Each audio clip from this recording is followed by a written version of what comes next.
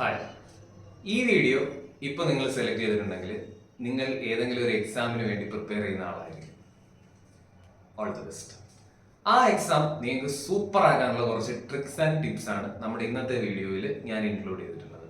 എൻ്റെ പേര് അഭിരാം. ഞാൻ NIT കാലിക്കറ്റിൽ നിന്ന് 2023 ബാച്ച് പാസ് ഔട്ട് ആണ്. ഇപ്പോൾ ബാംഗ്ലൂർ ഒറാക്കിളിൽ വർക്ക് ചെയ്യുന്നു. എൻ്റെ എക്സ്പീരിയൻസിൽ 100 കണക്കിന് എക്സാംസ് എഴുതിയിട്ടുള്ള എൻ്റെ എക്സ്പീരിയൻസിൽ JEE, KEAM, JEE advanced, NDSC, NSTSC, വേറെ ഏതൊക്കെയോ എഴുതിയിട്ടുണ്ട്, വിക്സ്. അപ്പോൾ ഈ എക്സാംസ് ഒക്കെ എഴുതി ക്രാക്ക് ചെയ്തിട്ടുള്ള ആൾ എന്ന നിലയിൽ NDA അത് പറയണമെന്ന് എനിക്കുണ്ടായിരുന്നു, വിട്ടുപോയി, അതൊന്നാണ് പറഞ്ഞത്. എക്സാംസ് ഒക്കെ എഴുതി ക്രാക്ക് ചെയ്തിട്ടുള്ള ആൾ എന്ന നിലയിൽ ഞാൻ കണ്ടിട്ടുള്ള കുറച്ച് നല്ല ടിപ്സ്, ഞാൻ കണ്ടിട്ടുള്ള കുറച്ച് വലിയ മിസ്റ്റേക്സ്, ആൾക്കാർ പഠിക്കുന്നതിൽ വരുത്തുന്ന വലിയ മിസ്റ്റേക്സ്, ഇതൊക്കെ നിങ്ങളോട് ഡിസ്കസ് ചെയ്യണം എന്നതാണ് എൻ്റെ ഉദ്ദേശം. അതാണ് നമ്മുടെ ഇന്നത്തെ കണ്ടന്റ്. വീഡിയോ 2 സെക്ഷൻ ആണുള്ളത്. ഒന്ന്, major mistakes that students commit while learning. 2, new habits that you can build to crack any exam. അപ്പൊ നമ്മുടെ ഇന്നത്തെ content, how to crack any exam. വീഡിയോയിലേക്ക് പോകുന്നതിന് മുമ്പ് നമുക്കൊരു 1.5 മിനിറ്റിന്റെ ഗേറ്റ് റിലേറ്റഡ് പ്രൊമോഷൻ ഉണ്ട്.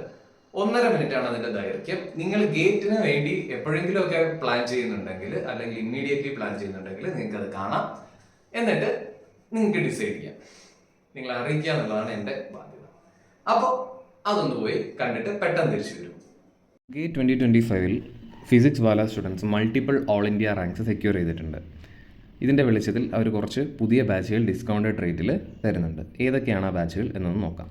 Vijay gate 2026 rank improvement batch B, Parakram 2 gate 2026 batch B, Parakram 2.0 gate 2026 English batch B for computer science and data analytics, Shreshtha 2.0 gate 2025 batch B, Parakram 2.0 2026 EAC gate and PSUs, Shreshtha 2.0 EAC gate 2027 batch, Parakram 2.0 gate 2026 PSUs placement preparation computer science and IT batch, Shreshtha 2.0 gate 2027 PSU placement preparation computer science and IT batch, Shreshtha GATE 2027 batch B for chemical.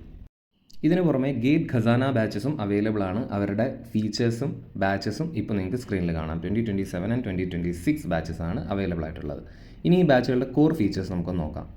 Lecture and test planners, Monday to Friday classes, GATE പാറ്റേണിലുള്ള type of questions, topic wise practice sheets, live discussion of practice sheets, doubt engine, regular ടെസ്റ്റുകൾ, PYQ in quiz format, video solutions, GATE and EAC പാറ്റേണിലുള്ള questions.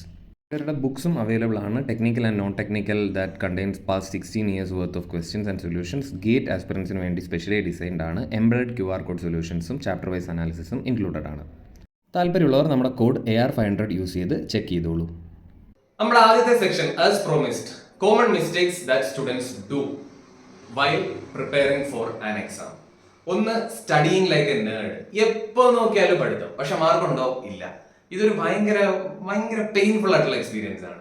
നമ്മൾ ഒരുപാട് പഠിച്ചിട്ടും ഒരു mark നമുക്ക് കിട്ടുന്നില്ല. പക്ഷെ നമ്മുടെ കൂട്ടുകാരൻ കുറച്ചേ പഠിക്കുന്നുള്ളൂ, അവന് നല്ല മാർക്കും കിട്ടുന്നുണ്ട്. അതൊരു ആർക്കും ഉണ്ടാവരുതെന്ന് ഞാൻ വിചാരിക്കുന്ന എക്സ്പീരിയൻസ് ആണ്. അതിന്റെ പോയിന്റ് എന്താ? ഇത്രയും പഠിച്ചിട്ട് എന്താ മാർക്ക് കിട്ടാതെ? സിമ്പിൾ. പഠിക്കുന്നുണ്ട് പക്ഷെ അബ്സോർബ് ചെയ്യുന്നില്ല. ഫുഡ് കഴിക്കുന്നുണ്ട് പക്ഷെ ഒന്നും ഡൈജസ്റ്റ് ആവുന്നില്ല, എല്ലാം ഛർദ്ദിച്ച് കളയുന്നു. അപ്പോ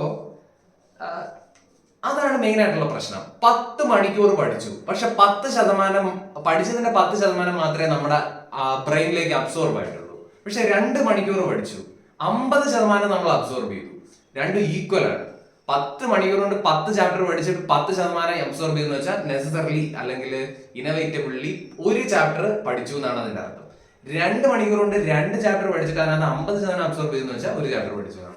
10 മണിക്കൂർ കൊണ്ടും 2 മണിക്കൂർ കൊണ്ടും നേടിയത് ഒരേ കാര്യം. അപ്പൊ പിന്നെ 10 മണിക്കൂർ വെറുതെ ഇരുന്നത് പോലെ അല്ലേ? അതെ. അപ്പൊ അതാണ് മോസ്റ്റ് കോമൺ മിസ്റ്റേക്ക്. വെറുതെ വായിക്കുന്നു, വെറുതെ വീഡിയോസ് 2x ഇട്ട് കാണുന്നു, പക്ഷെ ഒന്നും അബ്സോർബ് ചെയ്യുന്നില്ല. കൺസ്യൂം ചെയ്യുന്നുണ്ട്, ഡൈജസ്റ്റ് ചെയ്യുന്നില്ല. കൺസംഷൻ അല്ല നമുക്ക് വേണ്ടത്, ഡൈജഷൻ ആണ് നമുക്ക് വേണ്ടത്. എങ്ങനെ അത് ചെയ്യാം എന്നുള്ളത് നമ്മുടെ സെക്കൻഡ് സെക്ഷനിൽ വരും. അതാണ് കോമൺ ആയിട്ട് വരുന്ന mistake. Don't be A nerd. ഇത്ര എനിക്ക് പറയാനുള്ളൂ. ചില്ലാവുക, ഫണ്ണായിട്ട് എൻജോയ് ചെയ്ത് നമുക്ക് എക്സാം എഴുതാൻ പറ്റണം.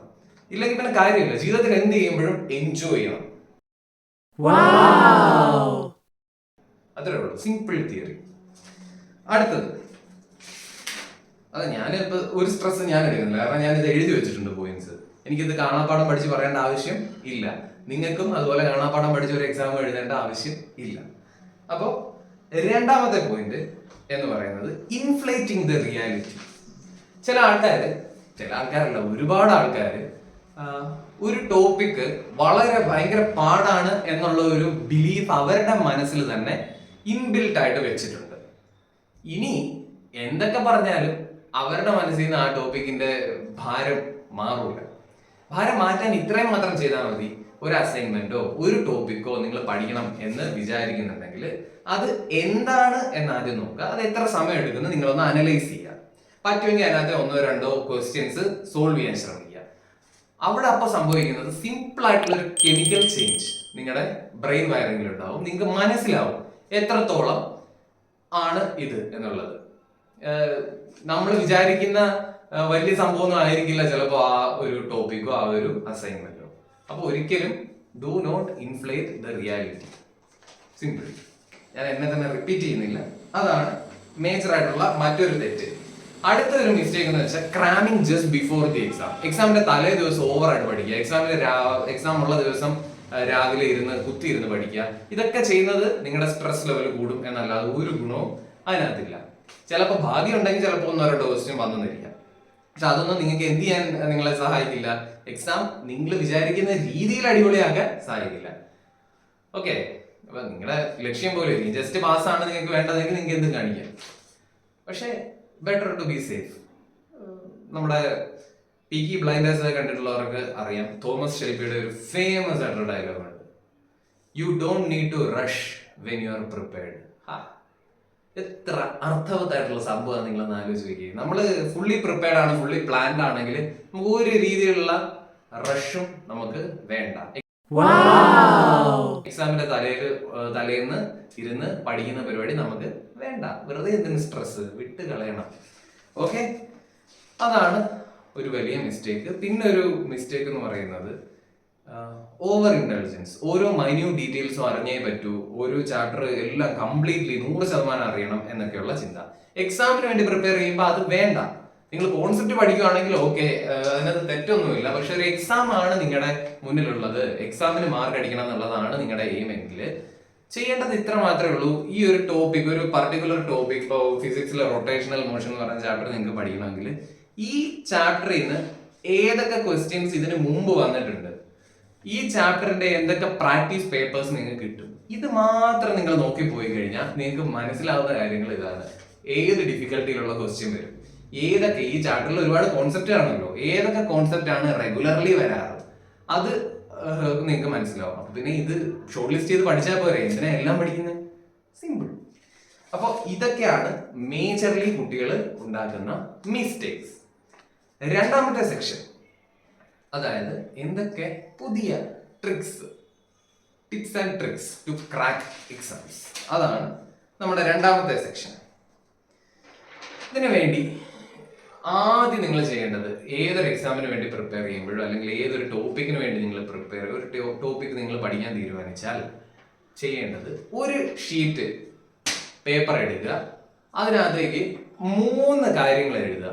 ഒന്ന്, നിങ്ങൾക്ക് എന്തൊക്കെ റിസോഴ്സസ് അവൈലബിൾ ആണ്. ഇപ്പൊ കീം എക്സാമിന് പഠിക്കുന്നവർക്കാണെങ്കിൽ അവൈലബിൾ റിസോഴ്സ് എന്ന് പറയുന്നത് പ്രീവിയസ് ഇയർ പേപ്പേഴ്സ് അവൈലബിൾ ആണ്, NCERT ടെക്സ്റ്റ് അവൈലബിൾ ആണ്. കെമിസ്ട്രിയൊക്കെ NCERT ടെക്സ്റ്റ് സൂപ്പറാണ്. പിന്നെ നിങ്ങൾക്ക് ഈ ഓൺലൈനായിട്ട് കിട്ടുന്ന സാമ്പിൾ പേപ്പേഴ്സ് ഇതൊക്കെ അവൈലബിൾ ആണ്. അപ്പൊ ടോപ്പ് 3 റിസോഴ്സസ് നിങ്ങൾ തന്നെ നിങ്ങളുടെ കയ്യിലുള്ളത് എന്തോ അത് ലിസ്റ്റ് ചെയ്യാം. 2, മേജർ ടോപ്പിക്സ്. ഇപ്പൊ നിങ്ങളൊരു ചാപ്റ്റർ പഠിക്കുകയാണെങ്കിൽ ആ ചാപ്റ്ററിലെ മേജർ ആയിട്ടുള്ള ടോപ്പിക്സ് ഏതൊക്കെയാണ് എന്നുള്ളത് ലിസ്റ്റ് ഔട്ട് ചെയ്യുക. ഇപ്പൊ മാത്സിൽ കോംപ്ലക്സ് നമ്പേഴ്സ് പഠിക്കുകയാണെങ്കിൽ ക്യൂബ് റൂട്ട് ഓഫ് യൂണിറ്റി എന്ന് പറയുന്ന ഒരു ഇമ്പോർട്ടന്റ് ടോപ്പിക് ആണ്. അതുപോലെ പിന്നെന്തൊക്കെയാ, basic operations on complex numbers ഒരു ഇമ്പോർട്ടന്റ് ടോപ്പിക് ആണ്. കോൺജുഗേറ്റ് എടുക്കുന്നത് ഇമ്പോർട്ടന്റ് ആണ്. അങ്ങനെ മേജർ ആയിട്ടുള്ള ടോപ്പിക്സ് മാത്രം ലിസ്റ്റ് ചെയ്യുക. അതാണ് രണ്ടാമത്. മൂന്നാമത് നിങ്ങൾ ലിസ്റ്റ് ചെയ്യേണ്ടത് വേറെ ഒന്നുമല്ല, ഒരു ടൈം ടേബിൾ. ഇത്ര സമയം കൊണ്ട് ഇത് പഠിക്കും, ഇന്ന ദിവസം ഇത് പഠിക്കും. ഇത് 3 നിങ്ങൾ ലിസ്റ്റ് ചെയ്ത് കഴിഞ്ഞാൽ നിങ്ങളൊരു ഓർഗനൈസ്ഡ് ആയിട്ടുള്ള ഒരു സ്റ്റഡി പ്ലാൻ ആയി അവിടെ. ഇതിനധികം സമയമൊന്നും വേണ്ട, 15 മിനിറ്റ് മാക്സിമം ധാരാളം. ഇങ്ങനൊരു ഓർഗനൈസേഷൻ വരുമ്പോൾ തന്നെ നമ്മുടെ ബ്രെയിൻ നമ്മളോട് പറയും ഓക്കെ ഇത് നമ്മളെ കൊണ്ട് പറ്റും, നമ്മൾ പ്രൊസീഡ് ചെയ്യും. 90% ഓഫ് ദ ടൈം ഇത് ഫോളോ ചെയ്യുന്ന ആൾക്കാർക്ക് അത് റിലീജിയസ് ആയിട്ട് ഫോളോ ചെയ്യാൻ പറ്റുന്നുണ്ട്, നല്ല റിസൾട്ടും കിട്ടുന്നുണ്ട്. അതാണ് ഒന്നാമത്തെ പോയിന്റ്. രണ്ടാമത്തേത്, പഠിക്കുന്നതിനേക്കാളും സോൾവ് ചെയ്യുന്നതിലാണ് ഇമ്പോർട്ടൻസ്. നിങ്ങൾക്ക് നേരത്തെ ലിസ്റ്റ് ചെയ്ത റിസോഴ്സസിൽ എത്രത്തോളം പ്രീവിയസ് ക്വസ്റ്റ്യൻസ് സാമ്പിൾ പേപ്പേഴ്സ് ഉണ്ട് അത് നിങ്ങൾ എടുക്കുക, എന്നിട്ട് ഗ്രൈൻഡ് ചെയ്യുക, അതിനകത്തുള്ളതെല്ലാം നിങ്ങൾ ചെയ്യുക. അതിനുശേഷം നിങ്ങൾക്ക് തെറ്റിയ സാധനങ്ങൾ എന്താണ് എന്ന് മനസ്സിലാക്കുക, അത് പോയി പഠിച്ച ശേഷം തിരിച്ചു വന്ന് ഇതേ ക്വസ്റ്റ്യൻ സോൾവ് ചെയ്യുക. അപ്പോഴാണ് നമ്മുടെ ബ്രെയിൻ എന്ത് ചെയ്യുന്നത്, റെക്കഗ്നൈസ് ചെയ്യുന്നത്, ഓർക്കുന്നത്. അപ്പൊ ബ്രെയിൻ നോക്കുമ്പോൾ ഈ ക്വസ്റ്റ്യൻ നമുക്ക് തെറ്റി, നമ്മൾ ഈ കോൺസെപ്റ്റ് പഠിച്ചു, ഇത് വന്ന് ചെയ്തു. അപ്പൊ അവിടെ ഒരു വയറിംഗ് ക്രിയേറ്റ് ആയി. ഇതേ സാധനം ഇനി ഒറിജിനൽ എക്സാമിന് വരുമ്പോഴും നമ്മൾ ചെയ്തിരിക്കും. അതുപോലെ നമ്മൾ ഗസ് അടിച്ച് ശരിയാക്കിയ കുറച്ച് ക്വസ്റ്റ്യൻസ് കാണും, ഒരിക്കലും അത് അവിടെ വിടരുത്. എങ്ങനെ ഇത് നമുക്ക് ശരിയായി എന്നുള്ളത് നമ്മൾ പിക്ക് ചെയ്യണം. ഈ ടോപ്പേഴ്സും ആവറേജസും തമ്മിലുള്ള വ്യത്യാസം അതാണ്. ഒരു ആവറേജ് സ്റ്റുഡന്റിന് അവൻ ഓക്കെയാണ്, അവന് ഒരു സാമ്പിൾ പേപ്പർ എഴുതിയിട്ട് അതിനകത്ത് ഗസ് അടിച്ച് ഒരു ക്വസ്റ്റ്യൻ ശരിയാക്കിയാൽ അവൻ ഹാപ്പിയാണ്. പക്ഷെ ടോപ്പർ അങ്ങനെയല്ല. ഗസ് അടിച്ചാണ് ശരിയാക്കിയതെങ്കിൽ അവനറിയാം ഒറിജിനൽ പരീക്ഷയ്ക്ക് വന്നാൽ ചിലപ്പോൾ ഭാഗ്യം അവൻ്റെ കൂടെ നിൽക്കണം എന്നില്ല. അങ്ങനെ ആണെങ്കിൽ അവൻ എന്ത് ചെയ്യും, ഉറപ്പായിട്ടും ഏത് ടോപ്പിക്കിൽ നിന്നാണോ ആ ക്വസ്റ്റ്യൻ വന്നിട്ടുള്ളത് ആ ടോപ്പിക്ക് പോയി നോക്കി ഏതാണ് ഈ കോൺസെപ്റ്റ് എന്ന് മനസ്സിലാക്കി തിരിച്ചു വന്ന് ആക്ച്വൽ കോൺസെപ്റ്റ് ആ ക്വസ്റ്റ്യൻ അപ്ലൈ ചെയ്യുകയും അത് കറക്റ്റായിട്ട് ചെയ്തെടുക്കുകയും ചെയ്യും. അപ്പൊ ബ്രെയിനിൽ വരുന്ന ആ ഒരു ഷിഫ്റ്റ് ഉണ്ട്. അതാണ് ടോപ്പേഴ്സിനെയും മീഡിയോക്കർ ആൾക്കാരെയും വ്യത്യസ്തരാക്കുന്നത്. സിമ്പിൾ. ഇനി മൂന്നാമതൊരു സംഭവം ഉള്ളത് ലേണിംഗ് പിരമിഡ് എന്ന് പറയുന്ന സയന്റിഫിക് ആയിട്ടൊരു കോൺസെപ്റ്റ് ഉണ്ട്. ഈ ലേണിംഗ് പിരമിഡിന്റെ ഏറ്റവും മുകളിലുള്ളത് ചെറിയ ചെറിയ കോൺട്രിബ്യൂട്ടേഴ്സ് ആണ്. എത്രത്തോളം നമുക്കൊരു കാര്യം ഓർക്കാൻ പറ്റും എന്നുള്ളതിനെ കുറിച്ചൊക്കെയുള്ള ചെറിയ ഏറ്റവും ബേസിക് സാധനങ്ങളാണ് ഏറ്റവും ടോപ്പിലുള്ളത്. ഏറ്റവും ബോട്ടമിലേക്ക് വരുമ്പോൾ അവിടെ ഉള്ളത് എത്രത്തോളം മാക്സിമം യൂട്ടിലൈസേഷൻ ഓഫ് നമ്മൾ പഠിക്കുന്നത്, എത്രത്തോളം അബ്സോർബ് ചെയ്യാൻ പറ്റും. ആദ്യം പറഞ്ഞ പോയിന്റ് അബ്സോർപ്ഷൻ, അത് ഏറ്റവും കൂട്ടുന്ന ഐറ്റംസ് ആണ് ഏറ്റവും ബോട്ടം ഓഫ് ദ പിരമിഡ് ഉള്ളത്. ആ പിരമിഡ് നിങ്ങൾക്ക് ഇപ്പോൾ സ്ക്രീനിലുണ്ട്, നിങ്ങൾക്ക് അറിയാം, നിങ്ങൾക്ക് കാണാം.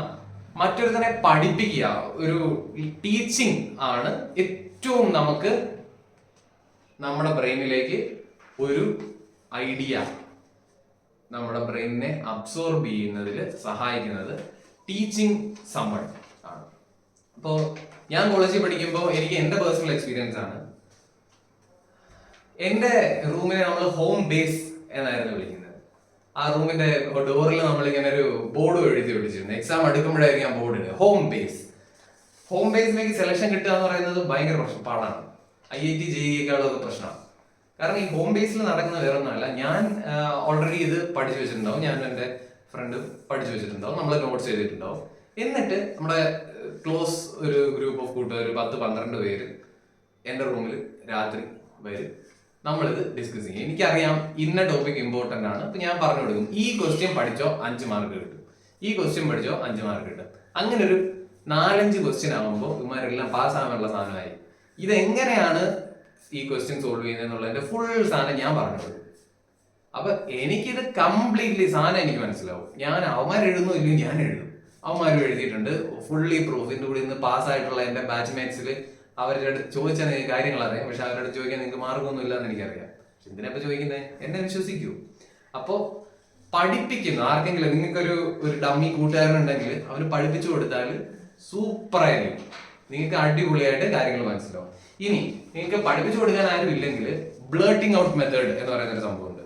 നിങ്ങൾ ഒരു പേപ്പർ എടുത്തിട്ട് നിങ്ങൾക്ക് ഒരു ടോപ്പിക്കിനെ കുറിച്ച് അറിയാവുന്നതെല്ലാം എഴുതുക, അല്ലെങ്കിൽ നോട്ട് പാഡ് എടുത്ത് ടൈപ്പ് ചെയ്യുക, whatever that pleases you. ഇത് സൂപ്പറായിട്ട്, ഇത് ടീച്ച് ചെയ്യുന്നതിന് ഇക്വലന്റ് ആണ് ബ്ലേർട്ടിംഗ് ഔട്ട് മെത്തേഡ്. നമുക്ക് അറിയാവുന്ന കാര്യങ്ങളെല്ലാം എഴുതി പോവുക. അപ്പൊ നമ്മുടെ ബ്രെയിനിൽ അറിയാവുന്ന കാര്യങ്ങളെല്ലാം റെപ്പറ്റേഷൻ കൊണ്ട് കുറച്ചുകൂടെ സ്ട്രോങ് ആവും. That leads to me my next point, spaced repetition. Repeat what you learn. ഒരു സാധനം ഒരു പ്രാവശ്യം പഠിച്ച് വിട്ട് കഴിഞ്ഞാൽ അതെന്തായാലും നമ്മുടെ ബ്രെയിൻ കുറച്ച് കഴിയുമ്പോൾ മറക്കും. പക്ഷെ ഒരു സ്പേസ്ഡ് ഇന്റർവെൽ ഓഫ് ടൈമിൽ അത് റിപ്പീറ്റ് ചെയ്താൽ സൂപ്പർ ആയിരിക്കും.